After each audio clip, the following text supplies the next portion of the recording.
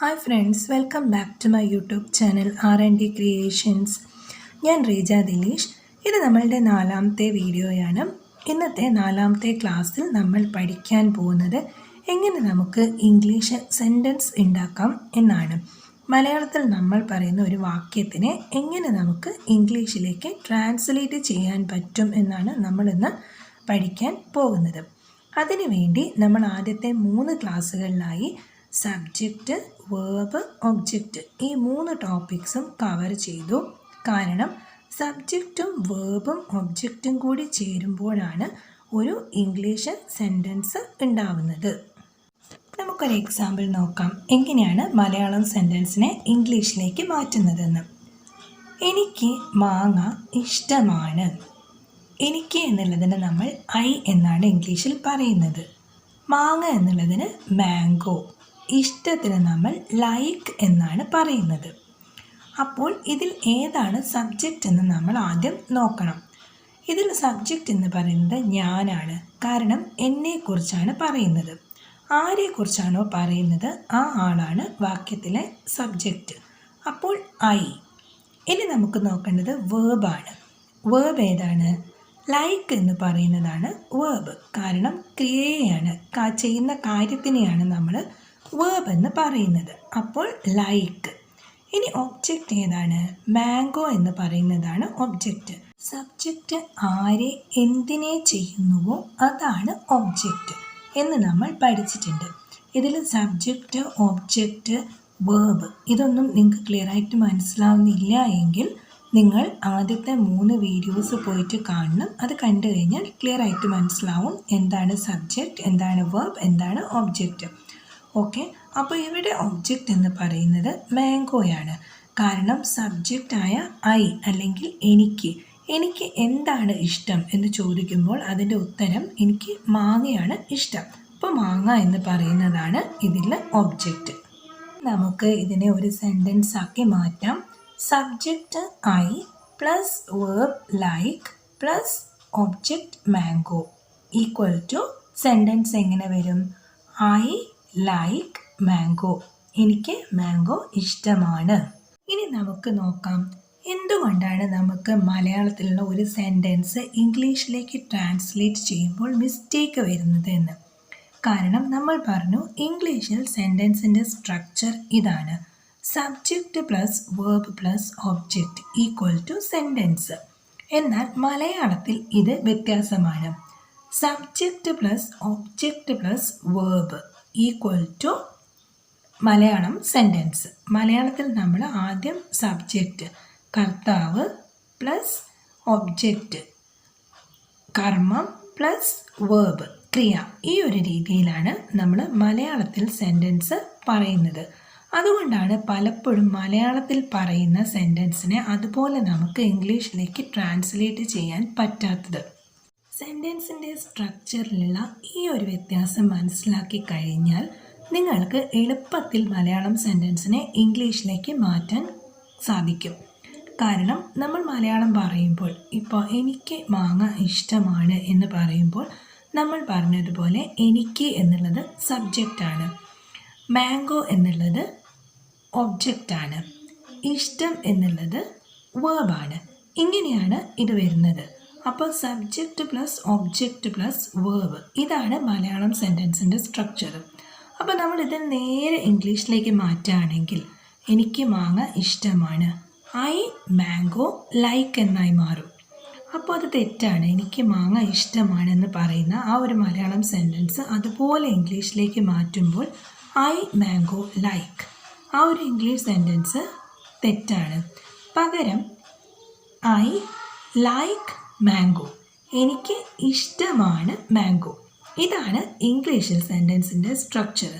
I subject, like verb, mango object. അപ്പോൾ നമ്മൾ എന്ത് ചെയ്യണം? മലയാളത്തിലൊരു സെൻറ്റൻസ് പറയുമ്പോൾ അത് ജസ്റ്റ് ഒന്ന് തിരിച്ച് ചിന്തിക്കുക. സബ്ജക്റ്റ് കഴിഞ്ഞാൽ നേരെ വേർബിനെ വെക്കാൻ ശ്രദ്ധിക്കുക, ക്രിയയെ വെക്കാൻ ശ്രദ്ധിക്കുക. അതായത് എനിക്ക് മാങ്ങ ഇഷ്ടമാണ് എന്നുള്ളതിന് പകരം എനിക്ക് ഇഷ്ടമാണ് മാങ്ങ എന്നൊന്ന് ചിന്തിച്ചു നോക്കൂ. അപ്പോൾ നമുക്ക് അത് നേരെ ഇംഗ്ലീഷിലേക്ക് ട്രാൻസ്ലേറ്റ് ചെയ്യാം. എനിക്ക് ഐ ഇഷ്ടം ലൈക്ക്, മാംഗോ അല്ലെങ്കിൽ മാങ്ങയ്ക്ക് മാംഗോ. അപ്പോൾ കറക്റ്റ് ഇംഗ്ലീഷ് സെൻറ്റൻസ് നമുക്ക് കിട്ടും. I like mango. ഇനി നമുക്ക് സെക്കൻഡ് സെൻറ്റൻസ് നോക്കാം. ഞാൻ ഇംഗ്ലീഷ് പഠിപ്പിക്കുന്നു. ഇത് നമുക്ക് ഇംഗ്ലീഷിലേക്ക് ട്രാൻസ്ലേറ്റ് ചെയ്ത് നോക്കാം. ഞാൻ എന്നുള്ളതിന് നമ്മൾ ഐ എന്നാണ് പറയുന്നത്. ഇംഗ്ലീഷിന് ഇംഗ്ലീഷ് തന്നെ. പഠിപ്പിക്കുന്നു എന്നുള്ളതിന് നമ്മൾ ടീച്ച് എന്നാണ് പറയുന്നത്.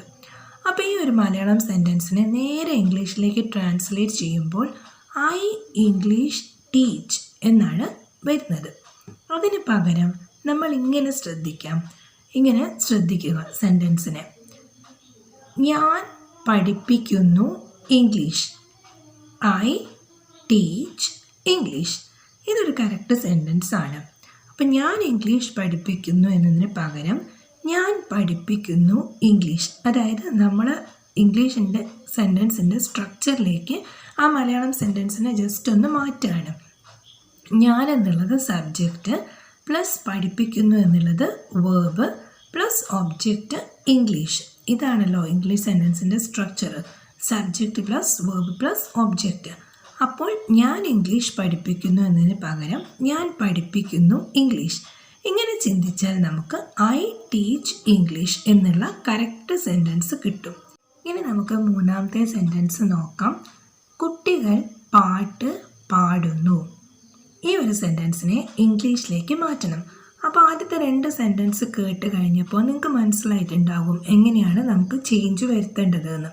എങ്ങനെ ഈ ഒരു മലയാളം സെൻറ്റൻസിനെ ചേഞ്ച് ചെയ്താൽ നമുക്ക് കറക്റ്റ് ഇംഗ്ലീഷ് സെൻറ്റൻസ് കിട്ടുമെന്ന് ഫസ്റ്റ് 2 എക്സാമ്പിൾ ശ്രദ്ധിച്ചവർക്ക് മനസ്സിലായിട്ടുണ്ടാവും. നമുക്ക് എങ്ങനെ മാറ്റം വരുത്താം? കുട്ടികൾ പാട്ട് പാടുന്നു എന്നതിന് പകരം കുട്ടികൾ പാടുന്നു പാട്ട് എന്ന് ചിന്തിച്ച് നോക്കാം. അപ്പോൾ ചിൽഡ്രൻ സിങ് സോങ് എന്നുള്ളത് കറക്റ്റ് നമുക്ക് ഇംഗ്ലീഷ് സെൻറ്റൻസ് കിട്ടും. ഈ ഒരു 3 സെൻറ്റൻസ് കേട്ടതിൽ നിന്ന് നിങ്ങൾക്ക് ഏകദേശം ഒരു ഐഡിയ കിട്ടിയിട്ടുണ്ടാവും എങ്ങനെയാണ് നമ്മളൊരു മലയാളം സെൻറ്റൻസിനെ ഇംഗ്ലീഷിലേക്ക് ട്രാൻസ്ലേറ്റ് ചെയ്യേണ്ടതെന്ന്. നമുക്ക് 2 എക്സാമ്പിൾസ് കൂടി നോക്കാം. നെക്സ്റ്റ്, വേദ നന്നായി നൃത്തം ചെയ്യുന്നു. വേദ നന്നായി നൃത്തം ചെയ്യുന്നു. ഇതിന് നമ്മൾ എങ്ങനെ മാറ്റിയാലാണ് നമുക്ക് കറക്റ്റ് ഇംഗ്ലീഷ് സെൻറ്റൻസ് കിട്ടുക? വേദ നൃത്തം നന്നായി ചെയ്യുന്നു. ഇങ്ങനെ മാറ്റിക്കഴിഞ്ഞാൽ നമുക്ക് കറക്റ്റ് ഇംഗ്ലീഷ് സെൻറ്റൻസ് കിട്ടും. ഇനി നെക്സ്റ്റ് സെൻറ്റൻസ്, ധാർമിക് ഹിന്ദി വായിക്കുന്നു. ഇതിനെ നമുക്ക് എങ്ങനെ ഇംഗ്ലീഷിലേക്ക് മാറ്റാം? നമ്മൾ പറഞ്ഞതുപോലെ ഇതിന് നേരിട്ട് ഇംഗ്ലീഷിലേക്ക് മാറ്റുകയാണെങ്കിൽ ധാർമിക് ഹിന്ദി റീഡ്സ് എന്നാണ് വരുന്നത്. അതിൽ നിന്ന് നമുക്ക് ധാർമിക് വായിക്കുന്നു ഹിന്ദി എന്ന് ഈ മലയാളം സെൻറ്റൻസിനെ മാറ്റിയാൽ ധാർമിക് വായിക്കുന്നു എന്നുള്ളതിന് റീഡ്സ് ഹിന്ദി, ധാർമിക് റീഡ്സ് ഹിന്ദി എന്ന കറക്റ്റ് ഇംഗ്ലീഷ് സെൻറ്റൻസ് നമുക്ക് കിട്ടും. ഇനി നമുക്ക് അടുത്ത സെൻറ്റൻസ് നോക്കാം. അമ്മ തുണി അലക്കുന്നു. ഈ സെൻറ്റൻസിനെ എങ്ങനെ മാറ്റിയാലാണ് നമുക്ക് കറക്റ്റ് ഇംഗ്ലീഷ് സെൻറ്റൻസ് കിട്ടുക? അമ്മ എന്നുള്ളതിന് നമ്മൾ മദർ എന്ന് പറയും. തുണിക്ക് ക്ലോത്ത്സ്, അലക്കുന്നതിന് നമ്മൾ വാഷ് എന്നാണ് പറയുന്നത്. ഇത് ഇംഗ്ലീഷിലേക്ക് മാറ്റിക്കഴിഞ്ഞാൽ അമ്മ ക്ലോത്ത് വാഷ് എന്ന് വരും, അല്ലെങ്കിൽ മദർ ക്ലോത്ത് വാഷ് എന്ന് വരും. ഇതിന് പകരം നമ്മൾ അമ്മ അലക്കുന്നു തുണി എന്ന് ചിന്തിച്ചു നോക്കിയാൽ മദർ വാഷസ് ക്ലോത്ത്സ് എന്നുള്ള കറക്റ്റ് സെൻറ്റൻസ് നമുക്ക് കിട്ടും.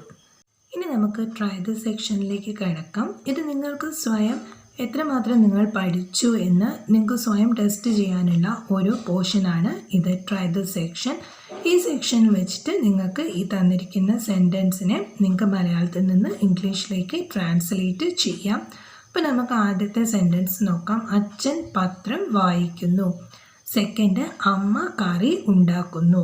തേർഡ്, കുട്ടികൾ പട്ടം പറത്തുന്നു. ഫോർത്ത്, ഉമ ഉറക്കെ സംസാരിക്കുന്നു. ഫിഫ്ത്ത്, അവൻ ചെടി നനയ്ക്കുന്നു.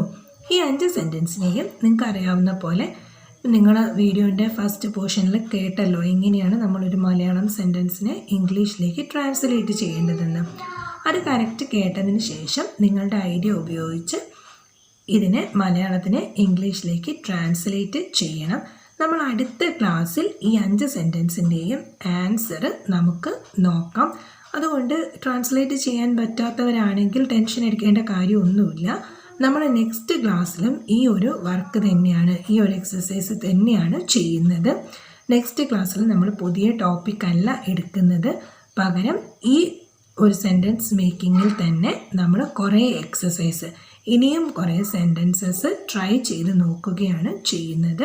അപ്പോൾ ട്രൈ ദ സെക്ഷൻ്റെ ആൻസേഴ്സും അടുത്ത ക്ലാസ്സിൽ ഉണ്ടായിരിക്കും. സോ മൈ ഡിയർ ഫ്രണ്ട്സ്, ഇന്നത്തെ ക്ലാസ് നിങ്ങൾക്ക് ഇഷ്ടമായി എന്ന് കരുതുന്നു. വീഡിയോ ഇഷ്ടമായെങ്കിൽ ലൈക്ക് ചെയ്യുക. അടുത്ത ക്ലാസ്സിന് വേണ്ടി വീഡിയോ സബ്സ്ക്രൈബ് ചെയ്യാൻ മറക്കരുത്.